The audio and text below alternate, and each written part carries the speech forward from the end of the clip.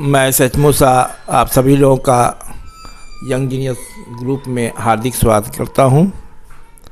आज का चैप्टर है मैडम राइड्स द बस। ये चैप्टर 9 है।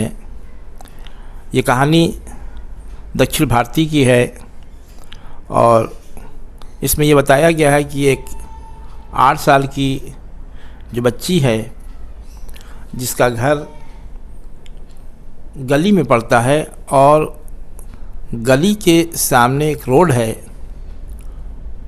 उस रोड के से वो देखती है लोगों का आना जाना और सबसे अट्रैक्टिव उसको लगता है कि उस एरिए में जो कस्बे की बसें चलती हैं उस बस को देखने में उसको बहुत आनंद आता था। और एक दिन वो सोचते सोचते डेप इरादा किया कि हमें इस बस से यात्रा करनी है। इसमें राइटर ने बताया कि उस समय जो कस्बे से शहर, शहर से कस्बे में बसें जाती थी गांव होते हुए, तो उस समय एक तरफ का किराया 3 पैसे था, 30 पैसे। तो वो किराया, अब उसके लिए ये बहुत मुश्किल काम था। लेकिन यहाँ पर दिखाया है राइटर ने किस तरीके से वो अपनी इच्छाओं को पूरा करती है। और जो इसके बहुत ही सेंसिटिव स्टोरी है, संवेदनशील स्टोरी है कि वो 8 साल की बच्ची ये दुनिया को देखना चाहती है और उसने ये महसूस किया कि जो बस में बैठ करके क्या फीलिंग होती है। बस चल रही है, पेड़ आ रहे हैं, गाड़ियाँ चल रही हैं, मकान जा रहे हैं। वो 8 साल की बच्ची एक्साइटेड होने के लिए कि बस से कैसे यात्रा किया जाता है। आइए मैं चैप्टर के अकॉर्डिंग चलता हूँ। There was a girl named Wali Nami, यानी who was called Wali for short. She was 8 years old and every curious about thing. Her favorite pastime was standing in the front doorway of house, watching what was happening in the street. Outside there were no playmates of her own age on her street, and this was about all she had to do. इस paragraph में बताया जा रहा है कि ये 8 साल की जो लड़की है जिसका नाम वालिमनी है, लेकिन शॉर्ट में उसको वाली बुलाया जाता है। वो 8 साल की लड़की है और क्यूरियस अबाउट थिंग्स, उसके अंदर जिज्ञासा है जानने की। जो उसका फेवरेट पास टाइम है, जो गुज़रता है उसका वक्त, वो अपने घर के मेन दरवाजे पर खड़े होकर के बाहर देखती हैं, क्योंकि उस गली में उसके साथ कोई खेलने वाला नहीं है, या यूँ कह लीजिए कि उसके कोई दोस्त नहीं हैं, और इसलिए वो अपना टाइम वॉच करती रहती है, बाहर देखती रहती है, इस सड़क के बाहर देखती रहती है। There were no playmates of her own age, यानी उस गली में उसके आयु के कोई उसका दोस्त नहीं है कि उसके साथ वो खेले। But for Valli standing at the front door was every bit as enjoyable at any of the elaborate games other children played. Watching the street gave her many new unusual experience. वो बच्ची जो बाहर देखती रहती है तो ऐसा नहीं कि उसको बेकार लगता है, बल्कि जैसे दूसरे बच्चे अपने खिलौने से खेलते हैं या कुछ गेम खेल रहे हैं, वही आनंद उसे भी आता है बाहर देखने का। और watching the street gave her many new unusual experience. अभी उसने उसका एक्सपीरियंस अनुभव नहीं किया है, फिर भी उसे इस बात को जिज्ञासा होती है। The most fascinating that thing of all was the bus that travelled between her village and her nearest town. It pass through her street each hour. Once going to the town and once coming back, the sight of the bus filled each time with a new set of the passengers was a source of understanding unending Joy for वाली। यहाँ पर writer ने ये बताया गया कि जो बच्ची है, बच्चों के जो मन होते हैं, जो थिंकिंग होती है अलग अलग तरह से होती है। अब वो बच्ची जो सबसे ज़्यादा उसको अट्रैक्ट कर रहा है बाहर देखने का, वो है आपके गांव से शहर और शहर से गांव जाने वाली एक बस है, जिसको पैसेंजर बस कह सकते हैं। It pass through her street each hour, और ये बस हर घंटे पर शहर से गांव, गांव से शहर जाती है।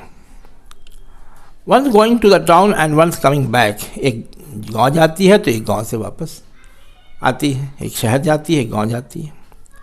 द साइट ऑफ द बस filled with each time with new set of the passenger, और हर बस भरी रहती है आने और जाने वाली बस।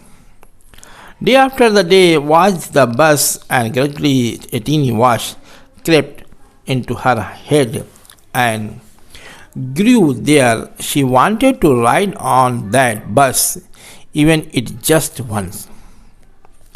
ये कहा जाता है कि कभी किसी चीज़ को आप बहुत बार बार सोचेंगे, ध्यान देंगे, तो उसके प्रति जिज्ञासा बढ़ेगी जानने की। यही बच्ची के अंदर था कि आखिर ये बस है, कहाँ जाती है, कितनी देर जाती है, कौन लोग इसमें बैठते हैं, कहाँ जाते हैं, ये सारी चीज़ें उसके मन में आती है। बस में बैठने का क्या आनंद होता है, क्योंकि उसने बस देखा तो था, बस में बैठी कभी नहीं थी। अब this become stronger and stronger until his was on overwhelming desire. अब इसकी जो इच्छा थी बड़ी मजबूत होती गई। डे टू डे जब बस देखती थी, सोचती थी कि नहीं, मुझे भी इस बस से यात्रा करना है। वाली would stare wistfully at the people who got on और off the bus when it stopped at the nearest corner. और गली के जो कॉर्नर पर जब बस रुकती थी तो उतरने वाले को वो बड़े गौर से देखती थी और चढ़ने वाले को भी बड़े गौर से देखती थी। वो देखती थी कि उतरने वाला कौन है। कहते हैं कि जो लगाव किसी चीज़ से हो जाता है तो उसका बैठने वाला और उतरने वाले को भी गौर से देखता है। उसी तरह से इस बच्ची के अंदर भी ये थी कि बस से उतरने वाला कैसा है, बस में चढ़ने वाला कैसा है, क्या फीलिंग हो रही है, कितनी खुशी होती होगी जो बस पे से जा रहा है या जो उससे उतर रहा है। ये सारी चीज़ें वो देखती थी। And if she would stop at the street corner, their faces would kind in her longings, dreams and hopes. और ये चीज़ें धीरे धीरे उसके इस सपने को आशा में बदलने लगी। If one of her friends happened to ride the bus and tried to describe the sight of the town to her, कभी कभी उसके दोस्त जब बस से सवारी करते थे और जब आप आते थे तो वो डिस्क्राइब करते थे कि अरे कैसे बस से अच्छा लग रहा था, क्या देखा हमने और क्या किया, तो वो वाली सुनती थी। And Valli would be too jealous to listen and would shout in English proud proud. तो ये वाली जब इस बात को सुनती थी उसके अंदर ईर्ष्या पैदा हो जाती थी और गुस्से में उसे कहती थी प्राउड प्राउड। हालांकि तमिली के लोग तमिल ज़्यादा बोलते हैं तो ये वर्ड अंग्रेज़ी का बोलती थी। Neither she nor her friends really understood the meaning of the word but they use to them as the slang expression of the disapproval. लेकिन चूँकि वो उसके दोस्त और वो खुद इस वर्ड का प्राउड करती थी, जब किसी बात को वो अच्छी उसे नहीं लगती थी, डिसअप्रूवल करना होता था तो वर्ड बोलती थी अंग्रेज़ी में प्राउड प्राउड। उसी तरह से उसके दोस्त भी जब किसी बात को पसंद नहीं करते थे वो कहते थे प्राउड प्राउड। यानी कहने का मतलब वो इस चीज़ को, इसका मतलब अंग्रेज़ी में नहीं जानते लेकिन उसका वो प्रयोग करते थे बोलने में। कभी कभी ऐसी चीज़ होती कि इंसान बोलता है उस वर्ड को लेकिन उस वर्ड का मतलब नहीं समझ पाता है कि क्या किस सेंस में बात किया जा रहा है, इसलिए ये बच्चे इस वर्ड को यूज़ करते थे अंग्रेज़ी में प्राउड प्राउड कह करके कि हम ये बात को पसंद नहीं, ये बड़ा घमंडी है इस चीज़ को। तो ये फीलिंग उसके अंदर, कोई बस बच्चा, उसका दोस्त या उसके साथी, उसके गली वाले कभी जाते थे और आगे कहते, हमने ये बस से देखा, तो वो सुन करके जेलस हो जाती थी और ये कहती थी proud proud. Over many days and months वाली listened carefully to the conversation between her neighbors and people who regularly used the bus। यहाँ पर राइटर ने बताया कि किसी चीज़ से जब आपका इंटरेस्ट पैदा हो जाता है, लगाव हो जाता है, तो आप हर न्यूज़, हर इन्फॉर्मेशन प्राप्त करना चाहते हैं। उसी तरह से यहाँ पर ये 8 साल की वाली भी, उसको इतना इंटरेस्ट हो गया था कि बस से यात्रा करने का, चाहे वो ओवर मैनी डेज यानी दिन गुजरते गए, मंथ गुजरते गए, Valli listen carefully to the conversation between the her neighbours and people. तो वाली अपने पड़ोसियों से और लोगों के बीच जो बातें होती थी, अगर कभी बस की बातें होती थी तो बड़ा ध्यान से सुनती थी।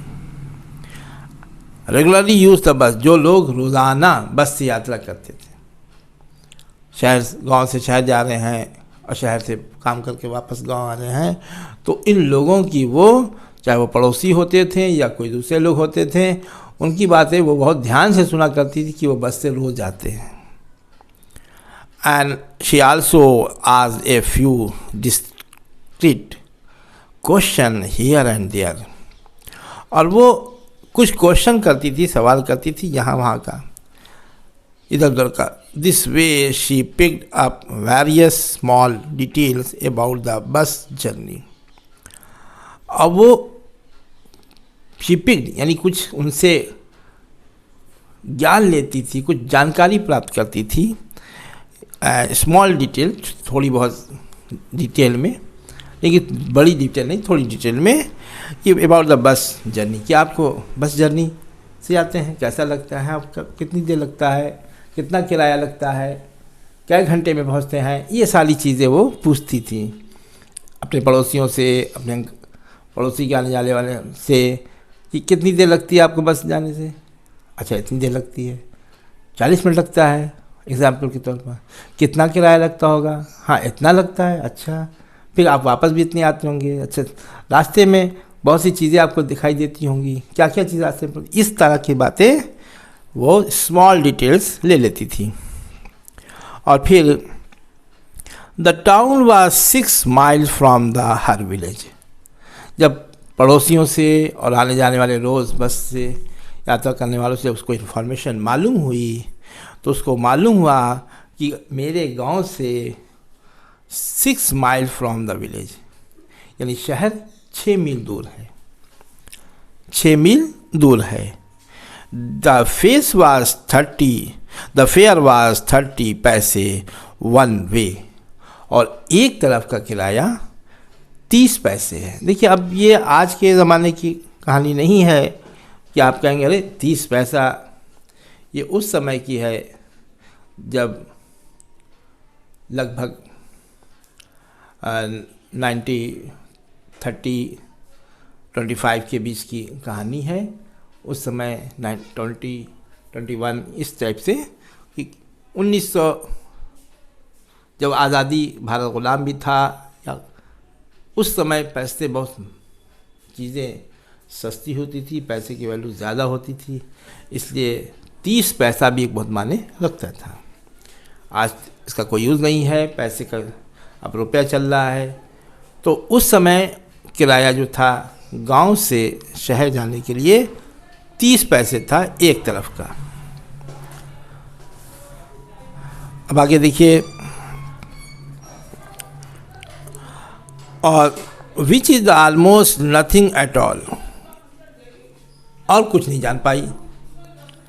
She heard one well-dressed man say, but to Wali, who scarcely saw that much money from one month to the next, it seemed a fortune. The trip to the town looked 45 minutes. और एक अच्छे well dress वाले आदमी से पूछा तो उसने कहा लगभग 45 मिनट का टाइम लगता है, 45 मिनट्स लगता है गांव से शहर जाने में। तो अब देखिए इसमें उसने स्मॉल डिटेल में 3 बातें जानी। एक ये कि किराया कितना लगता है, और दूसरा वो कितने मील है, और तीसरा कितना मिनट लगता है, कितना घंटा लगता है। ये 3 चीज़ उसको मुख्य बातें मालूम हो गई, मेन बातें उसको मालूम हो गई। तब उसने कहा कि अब हमें भी इस बस से यात्रा करनी चाहिए। On reaching town, if she stayed in her seat and paid another 30 paise, she could return home on the same bus. उसने ये तय किया कि हम अगर यहाँ से निकलेंगे तो 40 मिनट में पहुँच जाएंगे और फिर उसी बस से वापस आ जाएंगे। This means that she could take the 1 o'clock afternoon bus, reach the town at 1:45 and be back home by about 2:45। तो उसने अंदाज़ लगाया कि अगर 1 बजे बस यहाँ से हम चलें तो 45 यानी 45 मिनट में बस पहुँच जाएगी शहर। फिर वहाँ से जब चलेंगे तो 2:45 यानी लगभग 2:30 बजे हम वापस आ जाएंगे। यानी 45 मिनट 90 मिनट के बाद है, 1 बजे से लेकर के 2:30 बजे के बीच में वो आ जाएगी। On and went her thoughts as she calculated and recalculated, planned and replanned। और फिर वो सोचती गई, कैलकुलेशन करती गई कैसे